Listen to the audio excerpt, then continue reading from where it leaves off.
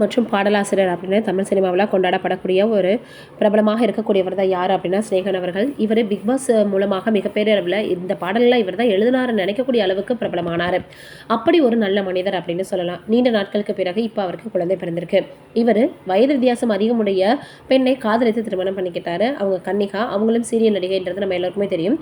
ஆனால் என்ன ஒரு விஷயம்னா, இவங்க திருமணம் ஆனதுக்கு அப்புறமாக எப்படி சின்ன வயது பெண்ணை திருமணம் பண்ணியிருக்கீங்க, எப்படி நீங்கள் வந்து குழந்தை பெற்றுக்க போகிறீங்க அப்படின்னு கொஞ்சம் நாட்கள் ஆக ஆக எல்லாருமே கேள்விகளை கேட்க ஆரம்பிச்சிட்டாங்க.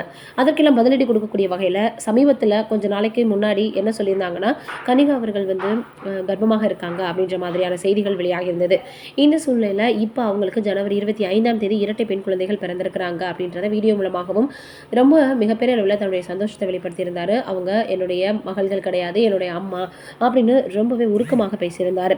இந்த சூழ்நிலையில் என்ன இருக்குது அப்படின்னு வந்து பார்க்கும் பொழுதும் வீட்டுக்கு கூட்டிகிட்டு போய் கேக்லாம் வெட்டி மிகப்பெரிய அளவில் தன்னுடைய மகளை வரவேற்றிருக்கிறாரு.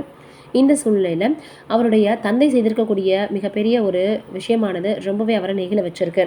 சிறு வயதுலேருந்து தான் சம்பாதிச்ச சொத்தை எல்லாமே தன்னுடைய மகனுக்கு தான் சொல்லிட்டே இருப்பாராம். ஆனால் இப்போ குழந்தை பிறந்ததுக்கு அப்புறமாக கன்னிகா அவர்களுக்கு சூட்கேஸில் ஒரு விஷயத்தை அனுப்பியிருக்கிறாரு. என்னன்னா, தன்னுடைய பேர குழந்தைகளுக்கு அந்த சொத்தை எழுதி வச்சிருக்கிறாராம்.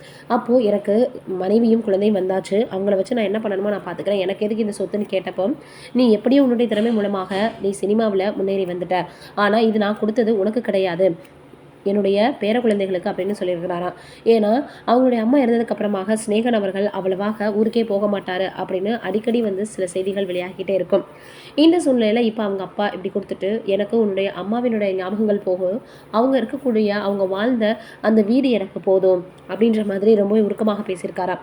அதனால் இது அவங்களுடைய பெண் குழந்தைகளுக்காக அவர் அப்படி செஞ்சுருக்கிறது ஸ்நேகன் அவர்களை உருக வச்சிருக்கு, நெகிழ வச்சிருக்கு. ஏன்னா இது அப்பா அப்படி பண்ணிட்டாரே அப்படின்னு ரொம்பவே வந்து பார்த்தீங்கன்னா அவர் உருக்கத்தோட சில பதிவுகளை சமூக வலைதளங்களில் போட்டிருக்காரு. இதை பற்றி நீங்கள் என்ன நினைக்கிறீங்கன்றதை மறக்காமல் கமெண்ட்டில் சொல்லுங்கள்.